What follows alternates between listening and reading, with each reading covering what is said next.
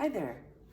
I wanted to chat a bit today about mental health and wellness and how they go hand in hand, especially in times like we're experiencing right now with the state of our world. One of the things that I want to chat about is fear and how we can lean into grace and feel that fear but not become it.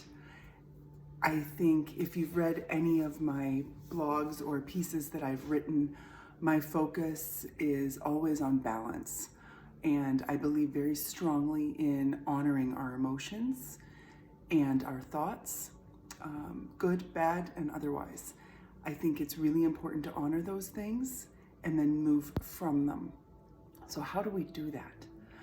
It's tricky. It really is tricky. But with some mindfulness and some practice, it can become second nature. There's ways that you can nurture your optimism and your hopefulness. And what I want to chat about is ways you can do that. And how can you do it for free? That's a question I'm getting a lot.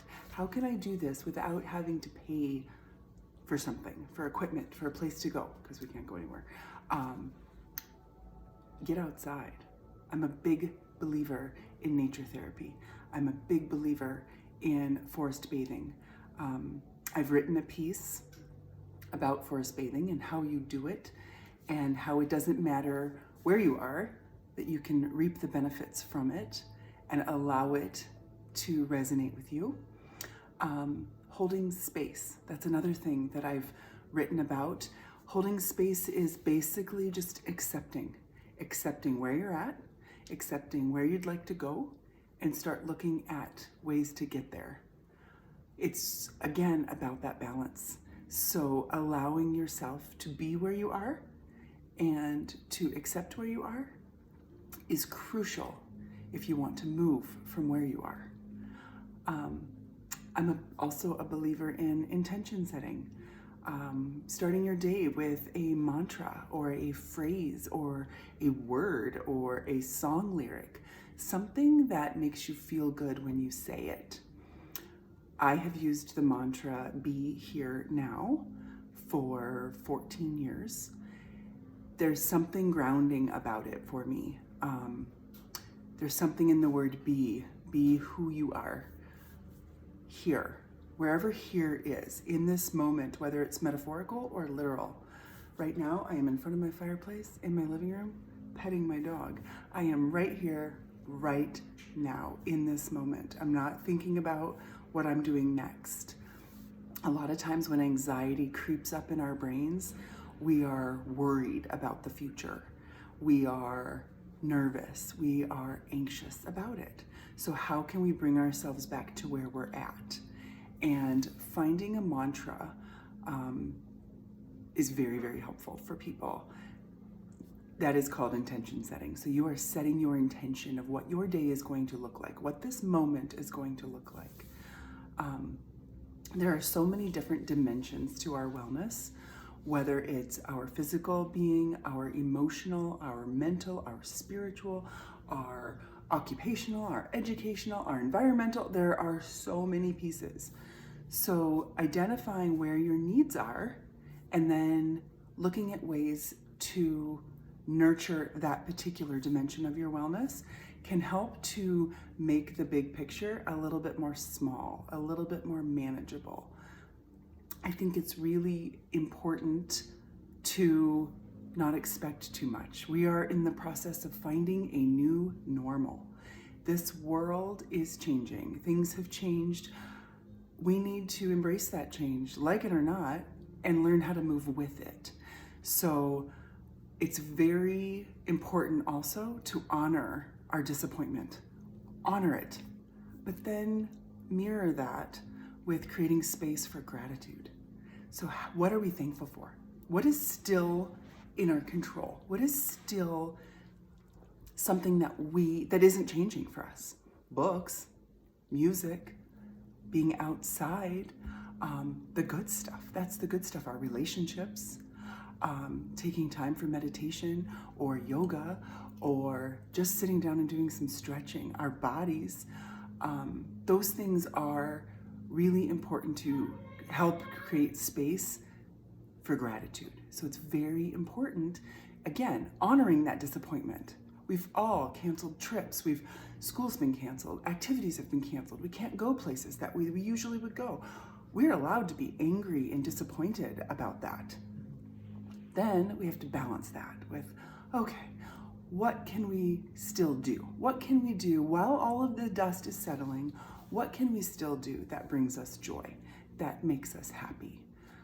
This is a challenging time, and it's important to allow ourselves the space to recognize this challenge and then step back, realize our fortune, our blessings, whatever you choose to call it, and then move from it.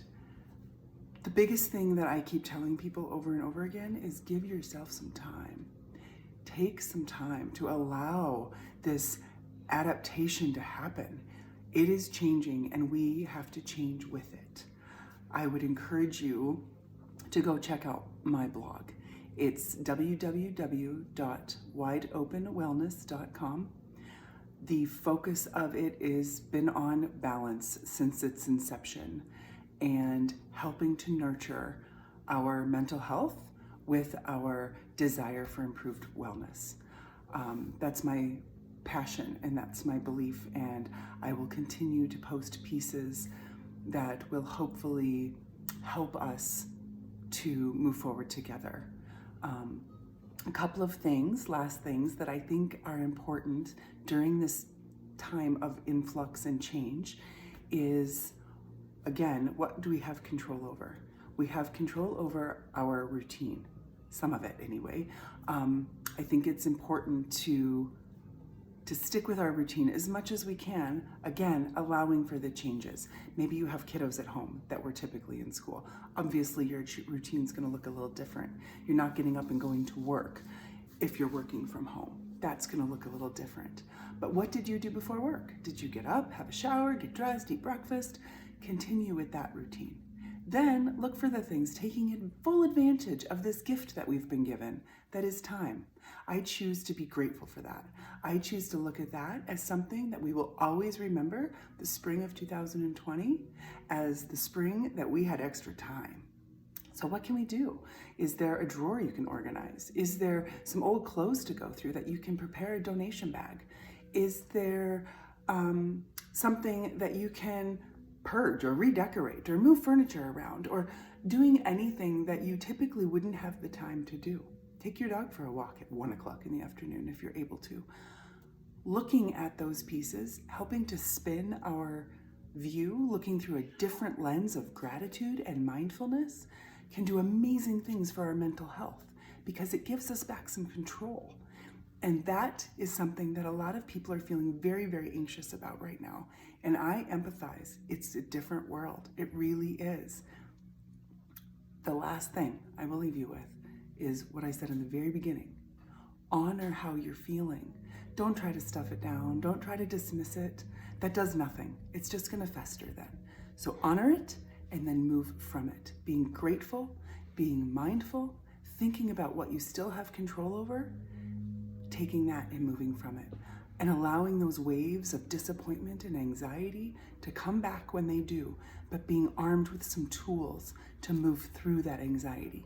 And whether it is holding space with yourself, accepting where you're at, accept that, honor that, feel it, don't judge it, then move from it.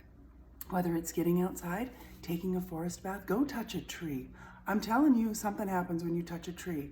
Go listen to the birds, walk through the snow or the beach or wherever you are in the world. Do that. It's amazing what it can do for your spirit. Set your intention. That mantra, whatever it chooses to, whatever you choose for it to be, whatever that song lyric is that moves you, whatever that special word is that just makes you feel good when you say it, repeat it, recite it over and over and over again. Whatever you can do to help yourself through this state of anxiousness is beneficial to you. So I wish you well. I hope that you will be well during all of this. It will settle. The sun will come up tomorrow. Things will start to level out. And hopefully we will learn some invaluable lessons through this process. And we will be grateful for where we live and how we live. We will be mindful of waste. We will be mindful of time that we have with our people or with ourselves to ponder and to think and to read and to sing and to dance and to create art and to walk or just to be. We've been doing that a lot in our house lately. Just be. What do you hear? What do you smell? What do you think? What do you taste? Just be in this moment, whether it's in your kitchen or in the woods or on a beach, doesn't matter. But honoring that space that you're in can be unbelievably beneficial to grounding yourself. And oftentimes with grounding ourselves, that anxiety sort of drifts away. Please be well. I wish you all to be well.